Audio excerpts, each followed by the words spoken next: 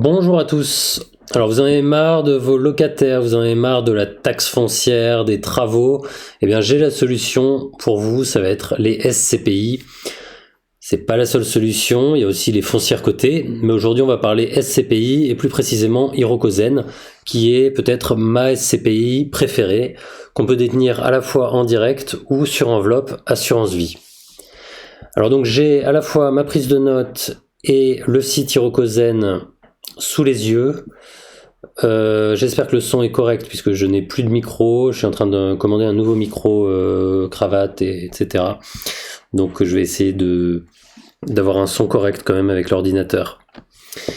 Donc Hirokozen, alors le site déjà est très bien fait, que ce soit l'espace intranet ou quand vous n'êtes pas encore client, je trouve que c'est vraiment super bien fait. On a tout de suite toutes les informations qui s'affichent. Donc, on a une SCPI effectivement sans frais d'entrée. Alors, on va aller sur les onglets d'ailleurs, tiens, ça va être encore plus simple. On a effectivement, alors à condition de garder 3 ans ses parts, on n'a pas de frais d'entrée, ce qui est assez rare dans les SCPI. Alors, on a des frais évidemment de gestion, comme toutes les SCPI. Ce qui est tout à fait normal. Et on a surtout un très bon rendement, on va en parler après. Donc, moi j'ai déjà eu en l'occurrence le prix de mes parts qui a un petit peu augmenté, je crois que c'était 1% et quelques, alors que je suis investi sur Hirokozen depuis assez peu. Mais ils ont tellement bien acheté leurs immeubles pendant le Covid et après le Covid que ils ont déjà, même le prix de quand on achète est sous-évalué par rapport à la valeur réelle des immeubles. Et puis on a déjà eu une revalorisation des parts. Alors bon, à noter, ceci dit, que les SCPI, c'est quand même censé être un investissement long terme. Hein, je crois que la détention moyenne des SCPI, c'est, si je me trompe pas, autour d'une 20aine d'années. Donc le but de la SCPI, c'est pas de faire de l'achat-revente, comme ça peut être le cas sur de la crypto-monnaie, ou un ETF Nasdaq si on achète au creux de la vague. Et bon, on est quand même sur une stratégie bon père de famille long terme. Donc on a tous les frais qui sont détaillés de manière assez, même très transparente. On a le patrimoine, alors on a les performances. Je crois que c'était 7,30, là j'étais à l'AG cette année à Paris. Ouais c'est ça, 7,32. Alors l'objectif normalement est de 6%, mais depuis plusieurs années, depuis le début, ils arrivent à surperformer systématiquement, sans tricher, c'est-à-dire que leur taux d'attente avant perception des loyers, une fois qu'on a investi, c'est 3 ou 4 mois je crois. C'est pas 6 mois, enfin ils cherchent pas à tricher sur l'effet relutif en versant les loyers avec un gros retard. Non, ils versent les loyers assez rapidement. On a un super TRI, donc c'est ça qu'il faut regarder aussi, le TRI. La valeur des parts qui a déjà augmenté, voilà, moi j'étais à 200, maintenant on est à 202, et avec une valeur de reconstitution, en réalité les immeubles valent encore plus. Donc là on a l'historique, voilà. Donc c'est une SCPI très récente qui a été fondée en 2020, donc là on est en 2021, avec le taux moyen de distribution des SCPI en noir à gauche, selon la SPIM, et puis à droite Hirokozen, qui dépasse à chaque fois les 7%, ce qui est... Je pense que l'année prochaine, à nouveau, ils vont être au-dessus de 7%. Alors, je pense qu'à terme, là, ils sont déjà à 1 milliard de capitalisation, ils vont continuer à grossir. Je pense qu'à terme, ils vont plutôt être entre 6 et 7% de rendement. Mais bon, pour l'instant, on est encore au-delà des 7%, ce qui, pour une SCPI, est vraiment très très bon. Avec un objectif de TRI sur 8 ans à 7%. On a une distribution mensuelle, d'ailleurs. Alors, je vais peut-être aller sur ma prise de notes. Je voulais vous montrer aussi la carte... Voilà, notre patrimoine, on a la carte. 145 actifs répartis sur 7 secteurs d'activité, 7 pays. Et voilà, vous avez la carte. Et dans la carte, je vous laisse regarder vous-même, vous allez dans patrimoine. Vous avez comment dirais-je, vous avez des filtres.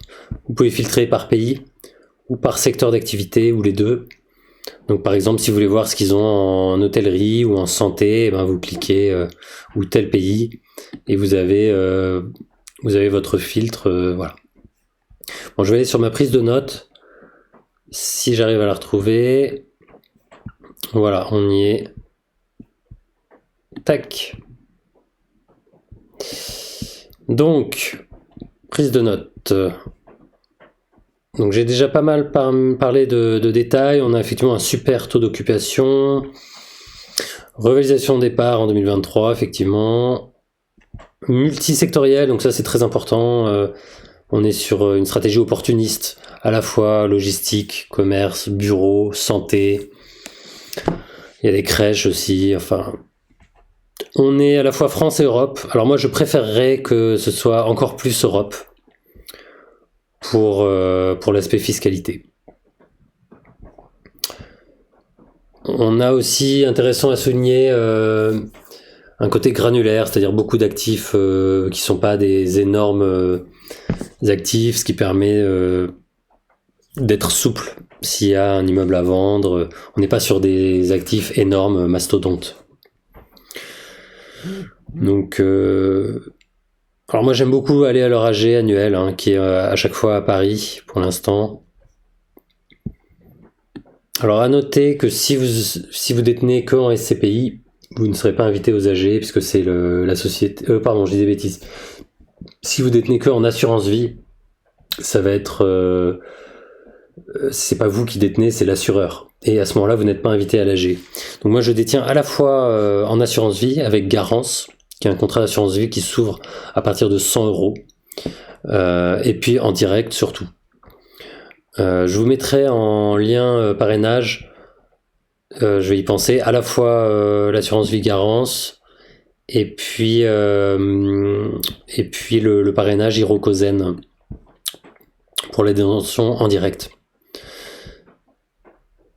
Ah oui, on a le label ISR aussi, important à souligner. C'est important parce que les gouvernements en Europe aujourd'hui sont particulièrement attentifs au sujet ESG et puis aussi au niveau de la consommation énergétique. Alors la fiscalité, effectivement, d'un point de vue pédagogique, c'est important d'expliquer. Donc quelqu'un qui a une grosse tranche marginale d'imposition, je conseillerais plutôt de détenir en assurance vie.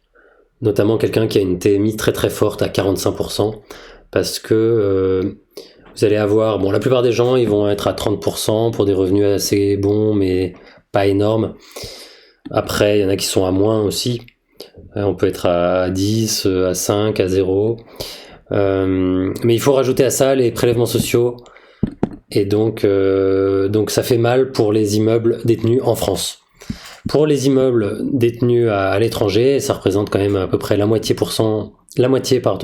du parc de Hiroko.